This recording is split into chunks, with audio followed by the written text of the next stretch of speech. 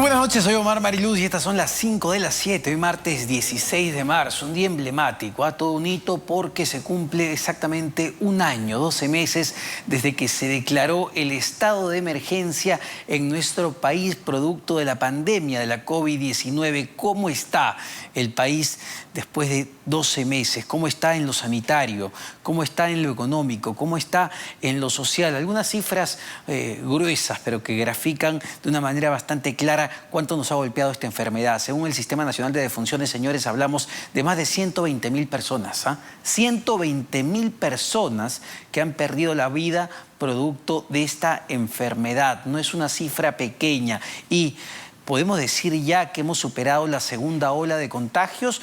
Parece todavía bastante difícil. En lo económico, bueno, en lo económico las cifras también son totalmente desoladoras. Hemos cerrado el año con más de 2 millones de personas que han perdido su trabajo en el 2020. En la etapa más dura del estado de emergencia, en la etapa más dura de la cuarentena cerrada, hablábamos de 7 millones de peruanos que se quedaron sin trabajo. ¿Cuánto ha crecido la informalidad? ¿Cuánto ha crecido la pobreza debido, lamentablemente, a este virus que nos ha golpeado no solo a nosotros, lo ha golpeado a todo el mundo?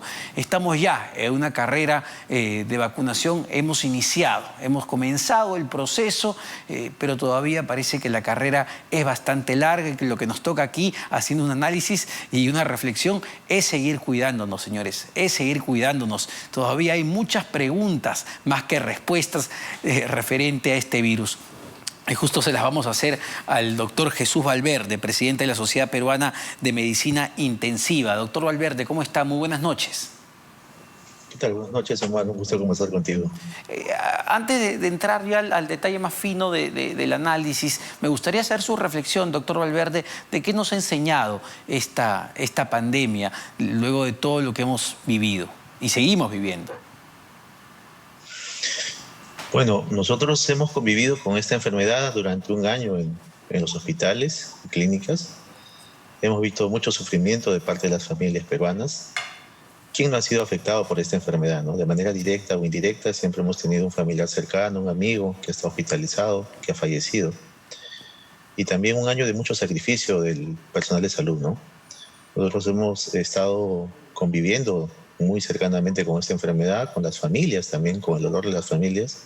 Y pues seguimos adelante, todavía esto no ha terminado para nosotros, ¿no? Seguimos trabajando intensamente, sin descanso y pues es como recurso humano, como personal de salud, al frente de esta pandemia, ¿no? Y como sociedad, doctor Valverde, ¿cree que estemos aprendiendo las lecciones, al menos en lo sanitario, que nos ha dejado y nos está dejando esta enfermedad? ¿O el comportamiento de las personas sigue siendo todavía, no lo sé, muy disipado al momento de actuar bien y protegernos? Bueno, es cierto, ¿no? Hay muchas personas que no creían en esta enfermedad, creían que era una cuestión muy leve. Pero cuando se vieron afectados los pacientes jóvenes, y todavía siguen siendo hasta ahora, ya nos hemos dado cuenta que todos somos vulnerables a esta enfermedad, ¿no? Sí es cierto, ¿no? El adulto mayor se ha replegado, se está cuidando más, ya vemos menos adultos mayores en los hospitales, estamos viendo más adultos jóvenes, pero con medidas de bioseguridad que se están dando, ¿no? Creo que la sociedad está madurando, creo que en esta segunda ola vemos ya más protección, pero igualmente, ¿no? O sea, la gente que no ha creído en esta enfermedad durante mucho tiempo, hoy en día se está dando cuenta que todos están al alcance de este virus. ¿Y dónde estamos, doctor Valverde, en este momento en cuanto al avance de la enfermedad? Ha sido clarísimo que hemos enfrentado una segunda ola, pero la pregunta es, ¿seguimos todavía en el pico de esa segunda ola o ya podemos hablar de un descenso? ¿Podemos empezar a tratar siquiera de ver un poco de luz? Bueno, si individualizamos por regiones, que es lo más importante, Lima, que es una plaza importante para el país, sigue siendo complicada. Nosotros vemos el día a día en los hospitales y lo que observamos es de que no hay un descenso de casos, ¿no? Al contrario, vemos familias completas ya en los hospitales, ¿no? Esto hay que ser bastante claro, ¿no? Ya no es un paciente por familia, sino familias completas. Wow. Y pues ya es otro tipo de virus, ¿no? Es otro tipo de virus más agresivo, que se disemina más rápido, que no te da mucho tiempo para reaccionar, ¿no? Entonces, ya estamos enfrentando a otro agente con diferente cara, con más agresividad y más diseminante, ¿no? Entonces hay que tener mucho cuidado frente a esto. A ver, doctor, en las últimas, y voy a usar este ejemplo porque realmente me preocupó y me parece que grafica lo que usted nos está diciendo en este momento. En las últimas 24 horas, dos personas que estimo, dos amigos, me contaron sobre dos casos similares. Una persona de 40 años y otra persona de 50 años. Personas que son adultos, pero no son adultos mayores. Ambos fallecieron producto de esta enfermedad. En un caso, en apenas 3 días y en el otro caso, en 5 días. ¿A eso nos referimos cuando habla de que estamos frente a otro virus? Así es. Durante la primera ola, el virus todavía nos daba un poco de tiempo para poder reaccionar. El paciente llegaba por la emergencia, hacía su ruta a hospitalización general, se le daba el tratamiento respectivo, se complicaba y pasaba a cuidado intensivo. Hoy en día el paciente llega a la emergencia y casi directamente pasa a cuidado intensivo. Wow. Ya viene muy complicado. Hay que agregar que también este paciente ya viene manejado en domicilio, ¿no? Ya viene recibiendo una terapia que no es específica para la enfermedad y eso retarda el ingreso a los hospitales. Además que el tiempo de evolución hoy en día es más corto, ¿no? Y el problema respiratorio ya antes demoraba aproximadamente 10 a 12 días o 15 días para instalarse de manera severa. Exacto. Hoy en día se instala de manera severa en una semana, ¿no? Entonces eso da poco tiempo de reacción al paciente que está afectado y si se demora mucho va a llegar muy complicado y no va a haber mucho por hacer por este paciente, ¿no? Y sabemos, doctor, sabemos frente a qué virus estamos, es decir, sabemos qué variante se está diseminando en la sociedad. Es la variante de Manaus, la brasileña, la británica, la sudafricana. Se lo pregunto porque leí algunos reportes de médicos especialistas que le tenían terror a la variante de Manaus, que la veían como una de las más peligrosas en este momento. Bueno, la tipificación genómica la tiene que hacer el Instituto Nacional de Salud. Nosotros nos encontramos frente a otro cuadro clínico. Definitivamente este es otro virus, ¿no? Puede ser la variante brasileña, ya que estamos muy cerca de este país, pero también las otras variantes se han instalado en el país, ¿no? Excepcionalmente todavía aún la sudafricana, pero la británica y la brasileña ya están en el país. Y lo que demuestra es de que ya la población vulnerable somos todos, ¿no? Y no necesitamos tener una comorbilidad previa para poder hacer la enfermedad de forma grave, ¿no? Ahora, ya entrando al terreno digamos, de las zonas UCI, ¿no? Las camas UCI, ¿cuál es la situación en este momento, al menos en Lima Metropolitana y en las diferentes regiones del país? ¿Hay camas UCI? ¿Han empezado a disminuir la demanda por estas camas UCI? Mira, nunca habíamos creído que cuidados intensivos a nivel nacional iba a pasar más de las 2.000 camas, porque la verdad no teníamos capacidad operativa para hacerlo, ¿no? En recurso humano y en equipos biomédicos. Hoy en día se reportan 2.200 camas de cuidado intensivo a nivel nacional y las 2.200 camas ocupadas. Wow. El crecimiento de las camas de cuidado intensivo va más por la parte privada, que está haciendo una inversión importante en sus clínicas para atender a los pacientes, ¿no? Los hospitales nos hemos quedado con lo que tenemos porque la verdad la logística no da y la limitación más importante es el oxígeno, ¿no? Sí. Los cuidados intensivos tienen que ir a la mano con un crecimiento de oxígeno y todavía no se da a nivel de los hospitales más importantes de Lima, ¿no? Es decir, entonces hoy día... Sí, le preguntaba solo para complementar, doctor Valverde. Es decir, en este momento todavía las listas de espera por camas UCI continúan. Todavía hay personas que están esperando poder entrar, poder ingresar a una cama UCI. ¿Es así? Por supuesto. Mira, nosotros siempre hemos creído de que el porcentaje del 30% de necesidades de paciente hospitalizado que requiere cuidado intensivo se va a dar a nivel nacional, ¿no? Puede ir desde el 30 hasta el 50%. Hoy en día, con esta variante, podríamos tener hasta un 50% de necesidad de cuidado intensivo en el paciente hospitalizado, ¿no? Entonces, con estos 14.000 pacientes hospitalizados que tenemos a nivel nacional, fácil, podríamos llegar a 5.000 pacientes que estuvieran necesitando cuidado intensivo y solo estamos cubriendo alrededor de 2.200, ¿no? Entonces, sí, la situación está bastante complicada. sobre todo a nivel de Lima Metropolitana, donde ya las unidades de cuidado intensivo, tanto en la parte pública como privada, están colapsadas. A ver, y según lo que nos cuenta, doctor Valverde, que es bastante grave, ¿le hace sentido el hecho de que se haya decidido levantar o flexibilizar algunas medidas de restricción para Lima Metropolitana? Nunca estuvimos de acuerdo que se levanten las restricciones acá en Lima, ¿no? Siempre el levantamiento de restricciones ha conllevado incremento de casos, y eso lo hemos visto en la primera ola, ¿no? Hoy en día, frente a una situación de colapso del sistema sanitario, hablando de Lima Metropolitana, no era muy dable liberar pues, las restricciones, ¿no? Seguro que de acá a 10 días o 2 semanas vamos a tener un incremento importante de casos.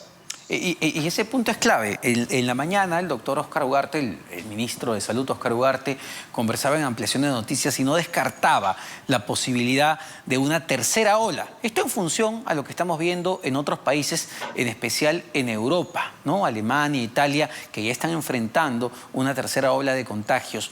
¿Es una posibilidad latente para nuestro país según los indicadores que estamos viendo en este momento? Yo creo que sí, ¿no? América siempre ha sido un espejo de Europa con un retardo de 4 semanas a más, ¿no? Entonces ya España, Italia están viviendo situaciones de alerta frente a una tercera ola, ¿no? Sí, países que están vacunados, ¿no? Que ya tienen una velocidad de crecimiento de vacunas, ¿no? Aquí en el país todavía estamos en pañales, pero ya hemos iniciado. Yo creo que esa situación se tiene que dar. Nosotros tenemos que prepararnos para una tercera ola, ¿no? Creo que no debe haber el relajamiento que hubo en el sistema de salud entre la primera y segunda ola, que los contratos del personal de salud se suprimieron, que hubo limitaciones en las unidades de cuidado intensivo, que no se cumplió con el oxígeno. Creo que se va a dar de esta manera, se tiene que cumplir con estas deficiencias que hemos tenido durante la pandemia en el sistema de salud, ¿no? Ahora, y también hay unos eventos importantes que se avecinan en las próximas semanas que podrían, no sé, contribuir a esa posibilidad de una tercera ola. ¿Cuánto puede afectar, doctor Valverde, el proceso electoral? ¿Cuánto pueden afectar las elecciones que se van a dar el 11 de abril en cuanto a aglomeración de personas y posibles contagios? Hoy en día, conociendo las nuevas variantes que son más dispersas, más diseminantes, cualquier conglomerado va a dispersar más esta enfermedad, ¿no? Hay que tener muchísimo cuidado. Yo sugeriría de que el votante que va a ir a sufragar durante estas elecciones, inclusive vaya con doble mascarilla, ¿no? Sería muy importante para evitar, porque ya se sabe hoy en día que la doble mascarilla es una sugerencia de OMS en situaciones de conglomerado. Entonces, sería una medida importante para que podamos reducir la tasa de contagio, Claro. ¿no? Bueno, la doble mascarilla y por ahí también el protector facial, si es que se puede, ¿no? Igual el proceso de votación no debería tardar mucho. Uno va, vota y se va a su casa a protegerse. Doctor Valverde, espérenos unos segundos, vamos a hacer una pausa, pero venimos para seguir conversando ya incluso del proceso de vacunación y cómo están los médicos intensivistas. ¿Han sido todos vacunados ya? ¿Cuándo reciben la segunda dosis? ¿Ya la recibieron? Venimos con eso.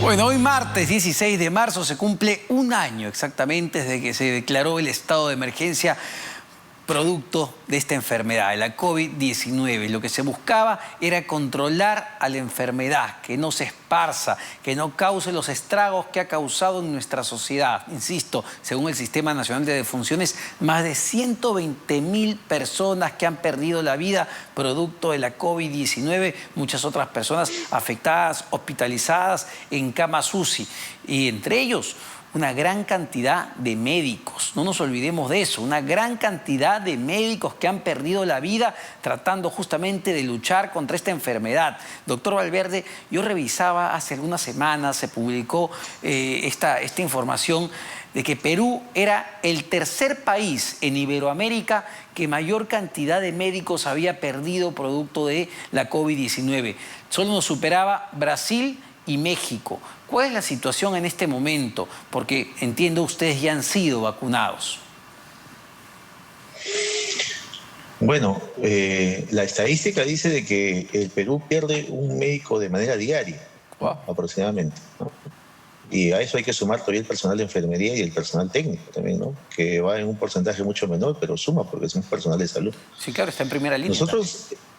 Así es. Nosotros estamos siendo vacunados ya ahora de una manera más ordenada. Estamos recibiendo la segunda dosis, ¿ya? Algunos colegas ya de manera privada, de manera particular, se han hecho el dosaje de anticuerpos neutralizantes para saber cómo está el nivel de efectividad de esta vacuna. ¿Ya? Y los reportes iniciales indican de que sí, tienen niveles adecuados, probablemente tengan protectividad ya frente a una forma, digamos, severa, que es lo que evita esta vacuna. Y pues podríamos decir de que esta vacuna, con el recurso humano que se ha vacunado, que es de salud, es efectiva, ¿no? O sea, para evitar la forma severa, con los títulos de anticuerpos neutralizantes que se han hecho de manera privada.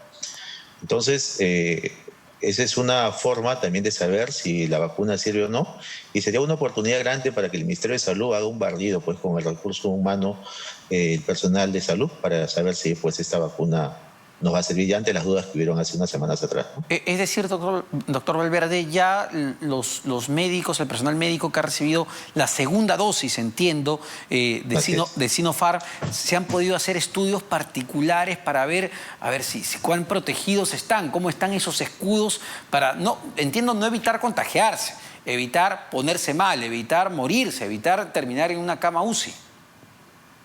Es correcto, ¿no? O sea, ya se aplicaron la segunda dosis, ya pasaron los 10 días a 14 días de la segunda dosis, ya se pueden medir los anticuerpos neutralizantes y los niveles son adecuados e importantes para darle protección ante una forma severa de COVID-19. ¿Y ha habido algún problema dentro del grupo de médicos intensivistas que ya recibió la segunda dosis o está todavía en la primera dosis? ¿Ha habido algunos inconvenientes, malestares, algo que reportar que sea importante?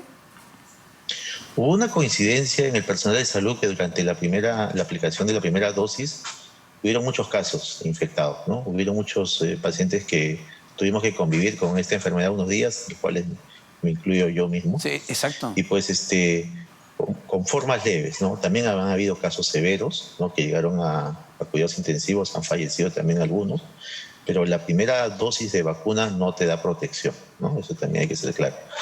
Después de la segunda dosis también se han reportado casos que han tenido formas leves. Algunos han necesitado llegar a cuidado intensivo, monitoreo.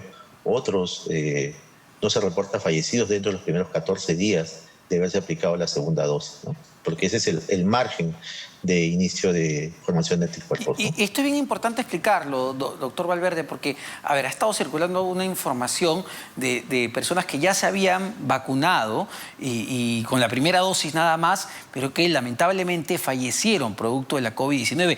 Tratando de hacer la relación, mira, se vacunaron y fallecieron con COVID-19. Esa relación no existe, no es que la vacuna te va a generar la COVID-19. Así es, ¿no? La vacuna es un virus atenuado que lo que te genera es inmunidad y te causa síntomas, ¿no? De una forma leve y ligera, ¿no? Básicamente cefalea, dolor en la zona de inserción de la vacuna, un poco de malestar general que pasa en 24 a 48 horas. Otra cosa es la enfermedad, ¿no? La enfermedad se identifica porque este paciente tiene una prueba antigénica o molecular positiva, cosa que no genera la vacuna, ¿no? No genera la enfermedad, pero sí genera síntomas muy parecidos y que duran un corto tiempo, ¿no? Entonces hay coincidencias que se han dado durante la primera vacunación, la primera dosis, y durante la segunda dosis también, ¿no? Probablemente sea relajamiento de la medida de bioseguridad que nos ha pasado a todos porque nos hemos confiado, y también las posibilidades de que estas nuevas variantes sean más contagiantes que otras, ¿no? Y eso es interesante. Entiendo que todavía se sabe poco, se están haciendo los estudios necesarios frente a la efectividad que tienen estas vacunas, tanto la de Sinopharm, la de Pfizer y las otras, ¿no? De los otros laboratorios. ¿Cuánto van a proteger a la población frente a estas variantes, justamente? Eso todavía es un tema de estudio, ¿no? O sea, la información que tenemos nosotros es de que la vacuna de Sinopharm alcanza niveles de protección no muy definidas para todas las variantes, ¿no? Creo que con el tiempo recién vamos a saber cómo vamos con este tipo de vacuna, porque también hay que tener en cuenta que son vacunas de emergencia, son la primera versión de cada casa que ha desarrollado esta vacuna y que probablemente venga una segunda versión, venga un refuerzo, ¿no? Estamos ante un año de un nuevo virus y pues no podemos exigir que la primera versión de vacuna corrija todos estos problemas, ¿no? Y ahí, ¿cuál sería el mensaje, doctor Valverde, para aquellas personas que, bueno, tengan la suerte realmente de vacunarse, de poder recibir, sea la vacuna de Sinopharm, sea la vacuna de Pfizer o las vacunas que vayan llegando de otros laboratorios? Porque, claro, uno dice, bueno, me vacuné, listo, no me va a pasar nada, estoy tranquilo, ya no uso mascarilla, voy a fiestas. ¿Es así o cuál debería ser el mensaje para los siguientes meses luego de vacunarse? Bueno, que tenemos que convivir con las medidas de bioseguridad. El hecho que te vacunes no exime de que dejes de usar la mascarilla, que hagas el lavado de manos, el distanciamiento social. Tú te vas a proteger de la forma severa, pero también puedes actuar como un asintomático, ¿no? Entonces puedes llevar el virus a un familiar cercano que no está vacunado y puede ocasionarle una forma severa de enfermedad. Entonces, para esto, nosotros necesitamos mantener las medidas de bioseguridad y convivir con esto durante muchísimo tiempo todavía hasta que se erradique la enfermedad del planeta, ¿no? Ahora, el proceso de vacunación ya en marcha, doctor Valverde, desde su punto de vista, ¿está corriendo, está avanzando a buen ritmo? Hay todavía muchas preguntas, sobre todo de las personas mayores, de cuándo se van a vacunar, ¿no? ¿Cuándo les va a tocar a ellos? Sobre todo aquellos que no tienen, por ejemplo, un seguro, que no están ni en el SIS ni en el Salud. Ya se ha dicho que van a usar el padrón de RENIEC, pero todavía hay poca claridad al respecto de ese proceso. Claro, no, estamos tratando de salir de un problema que es una vacunación pues, que se da en todos los países y todos están pasando por la misma situación. Lo que pasa es que hemos sido un poco desordenados nosotros, ¿no? Cuando empezó la vacunación en el país, todo el mundo ha buscado vacunarse de primera intención, el primer día, el segundo día, y pues se colapsaron todos los lugares de vacunación, ¿no? Ahora, creo que si mantenemos las medidas de bioseguridad, es lo más importante hoy en día, ¿no? Para evitar pues de que hagamos conglomerados y lleguemos al lugar de vacunación y nos contaminemos ahí, porque puede suceder también como nos ha sucedido a todos, ¿no? A la mayoría que nos ha sucedido. Entonces, hoy en día hay que ser ordenados y cuidadosos en nuestras medidas de bioseguridad. Y siendo cuidadosos y digamos, entendiendo que lo que uno busca evitar, si es que ya se contagió, doctor Valverde, es terminar justamente en un área de cuidados intensivos, ¿hay alguna forma de evitarlo? Es decir, si soy consciente de que me enfermé, de que empiezo a identificar los síntomas de la COVID-19, ¿podría hacer algo para evitar agravarme a tal punto de necesitar una cama UCI? Hasta ahora no hay medidas preventivas que eviten de que esta enfermedad migre a una forma severa, ¿no? Es idiosincrático, o sea, cada organismo reacciona de manera distinta. El 90% hace una forma leve, el 5% a 3% hace una forma severa. Eso está estratificado de esta manera. Lo que tenemos que identificar aquellos pacientes que van a hacer la forma severa. Y es ahí donde están las comorbilidades, ¿no? Que se conocieron desde la primera ola. Pero hoy en día también conocemos de que hay pacientes que llegan sin comorbilidades a los hospitales, ¿no? Entonces, lo más precozmente posible hay que hacer la identificación de casos, hay que hacer el seguimiento, el monitoreo. Hay que saber de que la forma severa tiene dos criterios clínicos importantes. Primero, una fiebre persistente, más allá de 38 grados, más allá de 3 a 5 días de manera continua, y el control de la saturación de oxígeno que cae por debajo del 94%. Eso ya amerita una hospitalización temprana. Bueno, y ahí el uso del oxímetro es clave, ¿no? Y lo bueno es que ya se puede vender en cualquier lado y es totalmente portátil. ¿Cuán importante es el oxígeno en ese punto, doctor? Cuando ya estoy con la fiebre, estoy con los síntomas, tener garantías de que voy a tener el oxígeno a la mano. Bueno, el oxígeno es el arma más importante para enfrentar esta enfermedad, que es la insuficiencia respiratoria, ¿no? Entonces, estos pacientes, cuando cae la saturación por debajo del 93 a 92%, ya comienzan a afectar los demás órganos. Hablamos del corazón, del riñón, del cerebro, que se afectan, y este paciente ya entra en un proceso de lo que llamamos disfunción orgánica múltiple, ¿no? Entonces, ahí ya se agravan las cosas.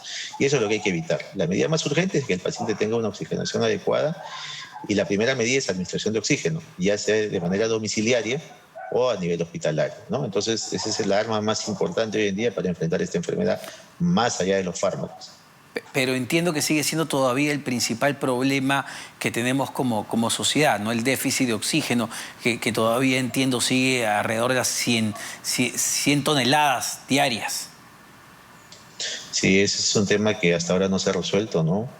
Inclusive somos de la opinión de que el oxígeno sea administrado a nivel hospitalario, ¿no? Porque también hay que ver los efectos adversos del oxígeno que también no se han transmitido, ¿no? Nosotros observamos muchos pacientes que llegan con una forma severa de enfermedad por el COVID-19, también, pero vemos efectos también del excesivo uso de oxígeno en domicilio, ¿no? Que eso también causa toxicidad a nivel pulmonar. O sea, por los dos lados afecta el pulmón, el exceso de oxígeno y la forma severa del COVID-19. Es decir, el uso de oxígeno sin supervisión médica podría terminar dañando incluso más al enfermo. Se sobrepone el cuadro de COVID y genera más inflamación en el pulmón y el paciente llega más afectado al hospital, ¿no? Entonces, tiene limitaciones, ¿no? Eso también hay que transmitirlo, ¿no? Sí, no, es tremendo, pero también entiendo la necesidad y el drama de las familias de ver a su paciente que necesita oxígeno y bueno, consigamos el balón y suministrémosle como dé lugar. Y claro, ahí uno comete errores, pues porque no es el especialista, no es el médico, no es el experto. Así es, ¿no? El oxígeno es un fármaco que tiene que ser administrado por un médico y tiene que ser controlado con monitoreo. No se puede dar de manera libre y solo con indicaciones de que la saturación sea más allá de 90, 92, ¿no? El uso de oxígeno más allá de los 8 litros por minuto ya causa toxicidad a nivel del pulmón. Tremendo. Muchísimas gracias, doctor Valverde. En verdad, bastante leccionador todo lo que nos cuenta. Tengamos muchísimo cuidado con la automedicación, señores, incluso cuando hablamos del oxígeno. El doctor Jesús Valverde, presidente de la Sociedad Peruana de Medicina Intensiva, nos ha acompañado. Tenemos que hacer una pausa, no se vayan, venimos para tener un debate de candidatos a la vicepresidencia de la República.